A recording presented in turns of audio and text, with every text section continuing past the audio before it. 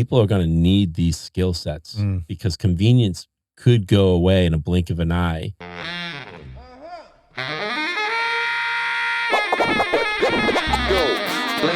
Ladies and gentlemen, you are now about to witness the journey that is the Life Choices Podcast. Yeah! Last time you were on, we kind of ended off talking about food and fermentation and good probiotic food ideas. I'm happy that I now know how something like TikTok works. That when you sit long enough on said information, they'll give you more of that information. The algorithm. Yeah. So I try to stay away from the boobs and the butts like I have for about it's hard 3 or 4 years. And yet it still tries to sneak back in there. Of course. But I really do focus on healthy food, fun food, and then obviously the whole mindset lifestyle. Boobs and butts is part of a healthy diet too. Yeah, I guess. Well, I only like one pair. I got enough. My girlfriend. Yeah. That being said, the one thing that comes up a lot, because I'm so, where my life is going now is into a direction that I've dreamt about for so long, which is obviously, my girlfriend becoming my wife, creating a family, buying property, building on land to create a healthy lifestyle. And the food aspect of it, where a lot of this canning and jarring is coming in, because you had mentioned that you do a little bit of that. I find it so fascinating because I like pickling. Like I love. It's so simple. Equal parts of water, sugar, and acid, vinegar. And you can take anything. My grandmother, my mom's mom, used to do tomatoes, onions, and cucumbers. And she would just always have like a couple of those plastic restaurant containers in the fridge.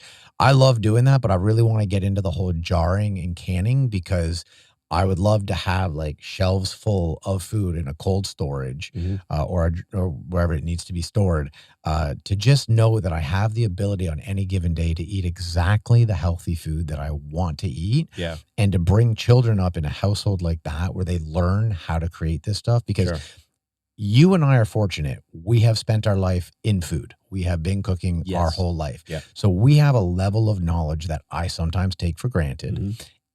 And on top of that, there's still so much stuff I don't know about with food, which is the canning and jarring aspect of it. There's a lot out there that we don't know. People like, you're a chef. But, they want to ask you everything. I know 10% of what the world offers. And that's a max. Maybe it's like 3%, right? Yeah. So, I mean, there's just always something you can learn. There's things you perfect and it becomes your style. But there's a lot of things out there. Let me tell you something with the canning. So I grew up in being Gen X. Like yourself, like our parents were different than what us as parents now are, right? So my mom and my grandma did a lot of jarring and canning, and we had gardens in our backyard, a couple big ones, and I have 3 brothers, so we're always out there when things were ready. We're picking the green beans, we're picking the cucumbers, we're everything, right? Tomato, whatever's out there my mom wanted to grow, and then they would jar everything. And living up in the Northeast, we have basements, right? Yep. And our house was easily 100 years old, right? And that basement is solid rock, like 5 feet wide, right? All the way around. That's what secures the house from sitting. And in the front of that, there was a room that I don't think, even during the hot summers, I don't think it got above 50 degrees in that basement. Upstairs, it could be cranking, right? You could be just sweating your butt off. AC's on and all that sort of stuff. But that cellar stayed cold, right? So during the fall, and even some in the summer, we're harvesting and we're eating the stuff every day, and there's always stuff in the refrigerator. But a lot of it, because it was too much for us, my mom and stuff, they would jar it in small bits and pieces throughout the summer. And then in the winter we don't have these fresh gardens. We buy fresh produce in the grocery store. But a lot of times my mom would just pull the couple jars of green beans, and that's what we would have with our dinner that night, with some steak and whatever. So we saw that process. Now companies do a lot of it. So most people now, and being in this generation now, it's harder to get through your day. There's so much more work you got to do to be successful and all that sort of stuff. So a lot of those old skills, I think, are just dropping to the wayside, and large companies are doing them, but they're adding in all these extra chemicals that they don't even need, because the fermentation will be, they want 5 years on this thing versus a year, Who wants to sit with jars of stuff for 5 years, right? You want it for the next year or through that year, whatever. But a lot of those skills are they're being lost, you know? We were talking about this the other day, and I apologize to whoever it was I was talking with. It's so sad the amount of things that we're losing from our elders because people just don't care anymore because we're in a world of convenience. The amount of recipes that our grandmothers had that were passed on, and it's like I'm just as much to blame when I think about my two older brothers and I. Everyone cooks, but both my brothers are very good at cooking. You know, they do a lot of it at home for their wives and their children. And when I think about, I can remember the books in the little plastic boxes that had like what are those cards called? Those little cards that we had. Yeah, like the index cards. Index cards, whatever. But I remember like my mom had a whole bunch of them, right? Yeah. And it was like all of her mom and her booby, you know, my booby, like all of the elders' recipes were in there. And sure, I learned some recipes from my mom. And yes, I do kind of do the brisket that she got from her, my booby, her mother-in-law, but I tweaked it a little bit. But we've forgotten the importance of getting that information. And on top of that, the whole going to a company to get your jarring and canning, again, it goes to the convenience aspect. You're missing out on the fun you can have with your family, because if you're doing it, let's say for 12 months, every 6 months, you would have to then replenish what's going to be needed a year from now. Right. So like, and no, not every kid's going to want to do it with you, but I'm sure there'll be one of your kids, you know, or your spouse that would like enjoy that. Like I'm moving to a country where this is all going to be very easy for me because it's very much what they do. You know, they actually have holes in their ground where they ferment their foods. Yes. The cold cellar was a big thing in my household. I remember Toronto, Canada. Yeah, absolutely. Everyone had a basement and you had a room. As a child, you didn't quite understand why you had a cold cellar, but it made sense. All of the whatever was like making wine and stuff like that was done down there.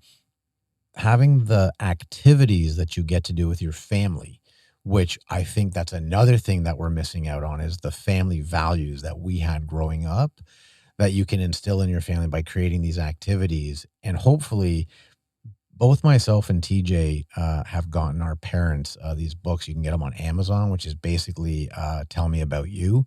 You know, you've seen them, like the mom and the dad ones.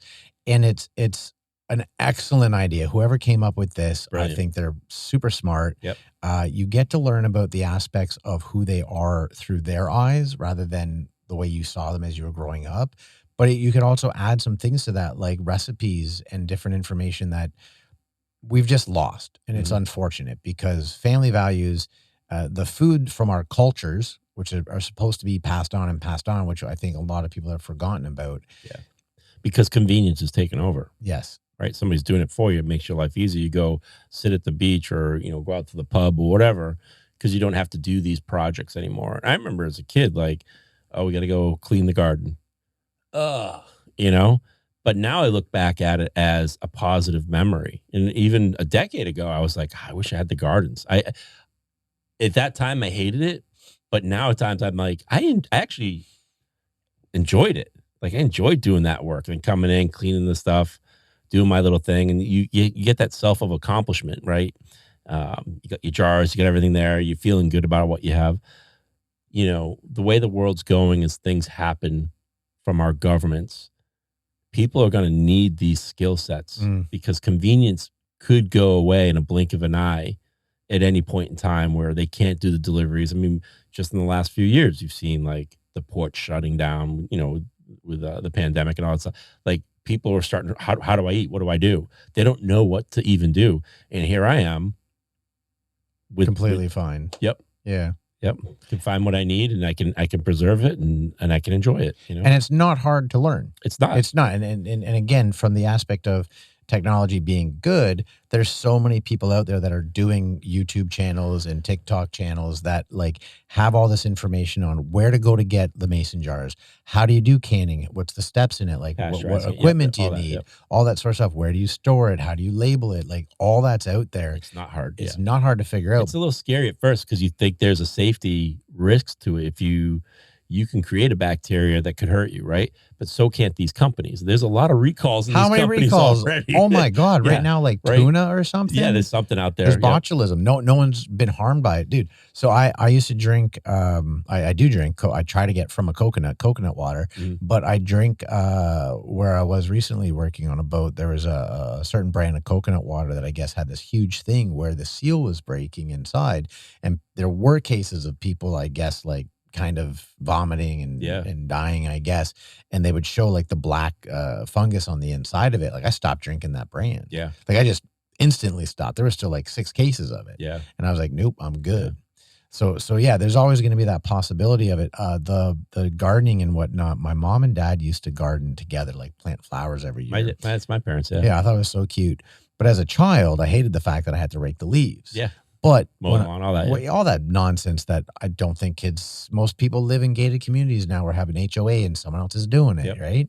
But the little bit of plants that I have, moan and groan about the mowers going. They're not doing the work, right? But and they complain about the noise they're making. Oh, it's so loud outside. Like, yeah, like holy shit. We didn't even have necessarily a freaking lawnmower. Sometimes you had a push one. That's it. Yeah. Oh. But like the fact that I have plants and I love the gardening that I do, like we have plants outside. I water them, trim them, all that sort of stuff.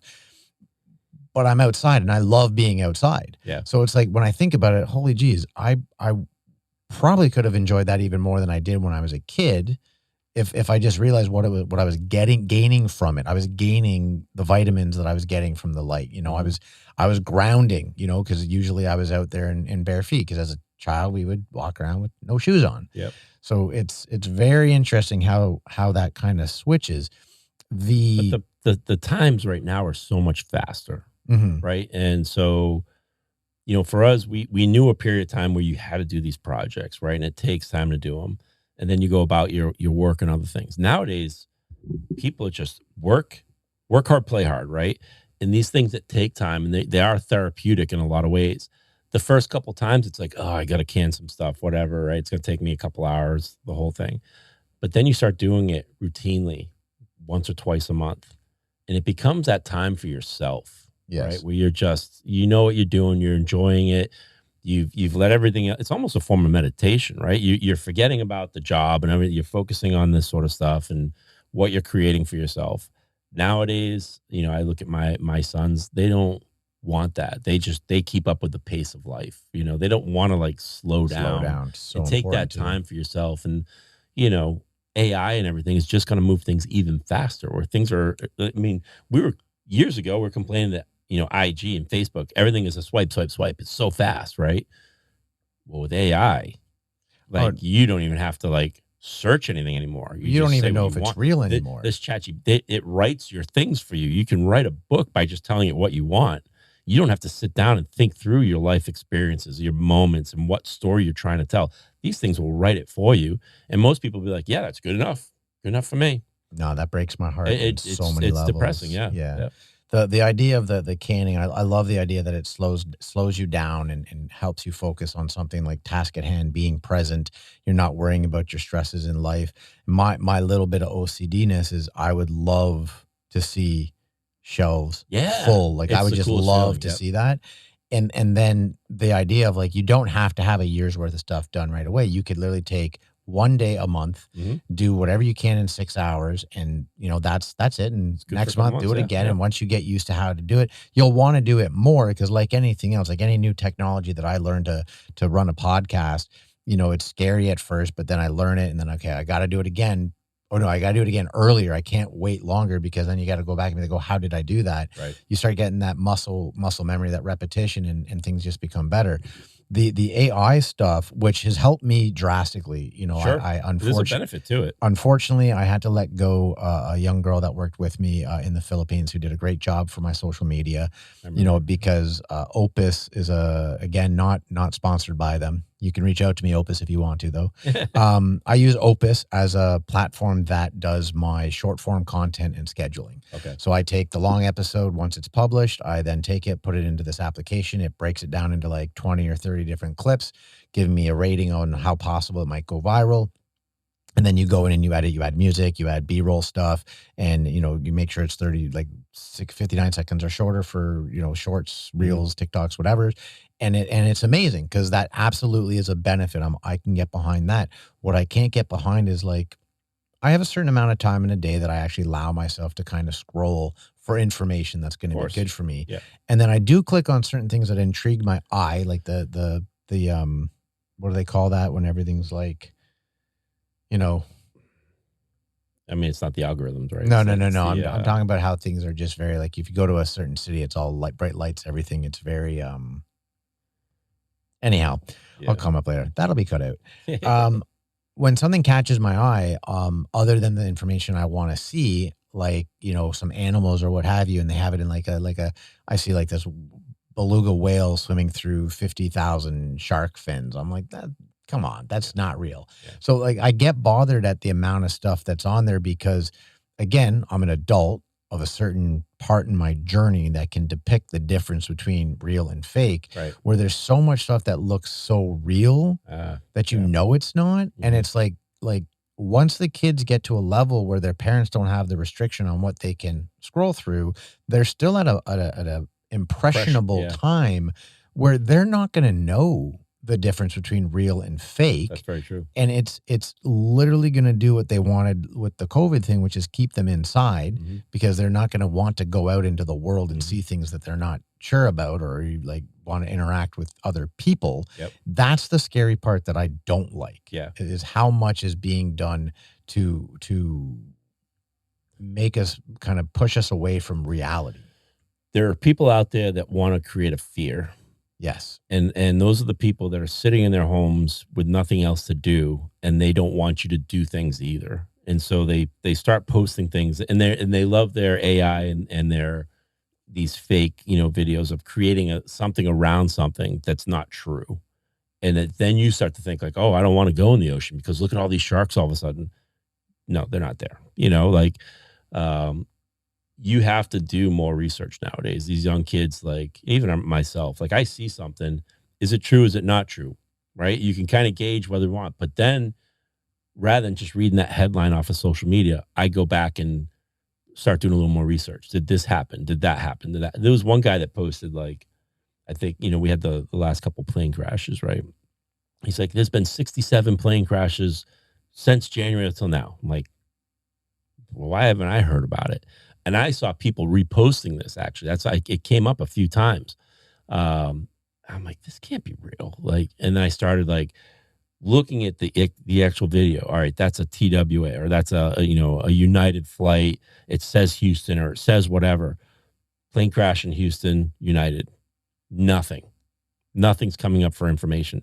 And if it had happened, trust me, it'd be reported. But if you're just reading that clip, somebody's fooled you.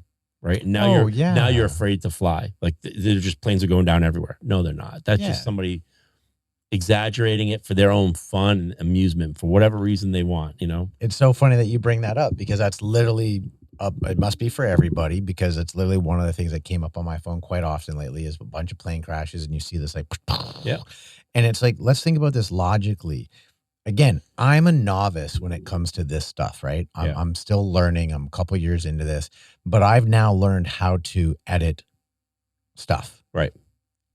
Someone that knows how to do that, they can take stock footage from anything. They can take video footage from years ago and clip it together to make it seem like, and then post it. Yeah. And it's, yes, it is very frustrating because it does make you wonder why. Like, why do people want to do that to other people? And then you can think about it as like, like Coca-Cola and Pepsi, for years, they both had this similar product. They both had the ability in commercials to kind of like poke fun of each other, which makes sense because then you create this kind of like sporting event, right? Like you have the Pepsi fans and the Coke fans. Right. Well, then maybe you just have people that are hired by Delta or United or whoever that are part in charge of social media. Hey, create some videos because again, it's marketing, right?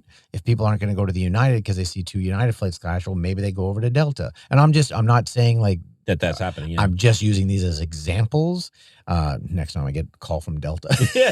No. You're no longer flying our flights. Yeah, but it's funny that's how everything has kind of progressed is And it's not just finding out for yourself, because where you're researching the information can also be untruthful. That's why, like, it sounds funny, but I do kind of wish in part, there were more libraries still available. Not saying that everything in there is true, because you always have to have that thought about where's the information coming from. Books were written just like AI is done. Exactly. It's just done manually. Yeah. I feel more confident when it's my belief system. Maybe this sounds silly, but when I read it from a book, or there's actual factual backing up of the information, then I feel better about it. But it gives me a worry. When I have kids, I don't believe I will.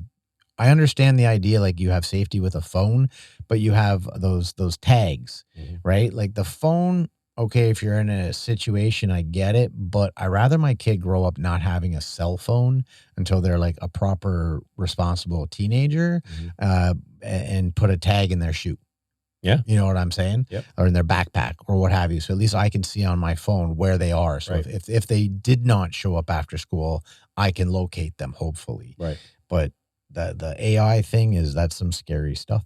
Yeah, it really is. Yep. All right, what's our topics here? No, we're done. Yeah, isn't that funny? That's wild. It goes quick. We just talked about canning. Yeah. So to wrap up this week, since we have not yet in the 2 episodes we've done recently talked about the topics we were going to, we'll have you back in a couple months when we do recording when I return from my trip from Thailand. Yeah. But to wrap it up, to recap, like canning, doing the things that our grandparents used to do, which are great, useful techniques to have, skills to have, which, I think we should teach our kids more of today, like not just canning, but like opening up the hood of a car, learning what's underneath that, change a tire, things of that nature, things you can do with your kids or your parents or your grandparents if they're still around to create that family value again is important. And then about the AI stuff is just realize, try to realize where things are coming from or coming at you, and take the time, like you said, to dive in a bit deeper to see where the truth actually lies. Yeah. Very important. I just to touch on like the canning and stuff and the personal benefits and slowing down a little bit and all that. You ever see the movie The Adventures of, I think it's Walter Mitty? Yeah, man, I love that. So there's one scene in there that is always stuck in my, I haven't watched it in a long time, but I refer to this scene all the time. He's sitting on a mountaintop. I forget the other actor's name. Sean Penn. Yeah. With that camera. And they're looking at like a snow leopard or something. Oh, the snow leopard and the kids playing soccer. And, he's up there and he's like, "You going to take the picture?" And he's just like, he explains like what he's doing and why he's not going to take the picture, because some moments are just worth taking your time and enjoying it. And that goes for me, like with the canning and the processing of things, like that's my time. I want to enjoy my little bit of time. People can't be alone anymore. They always have to have something going on. And that little scene right there, whether you're doing something in a kitchen or doing something with photography or art or reading, that time is so valuable for your own balance. Because if you don't have that, then you become needy, right? When all of a sudden things slow down, and I see a lot of relationships fall apart because they're so needy for each other because they can't sit just have their own project and just go for a few hours and be working on this. They have like, what are you up to? What are you doing? Where are you at now? Like, what do you want to do tonight? I'm going to be in my kitchen tonight, or I'm going to be working on some photography or writing a book or reading a book or whatever you want to do. And I'm just going to enjoy my time alone. People can't do that anymore for some reason. So unfortunate. But that movie for me, that one scene, I couldn't tell you anything else that happens in that movie. That one scene is stuck with me since I watched it. Like, teaches you a very important lesson that sometimes there are certain things in life that are just there just for you.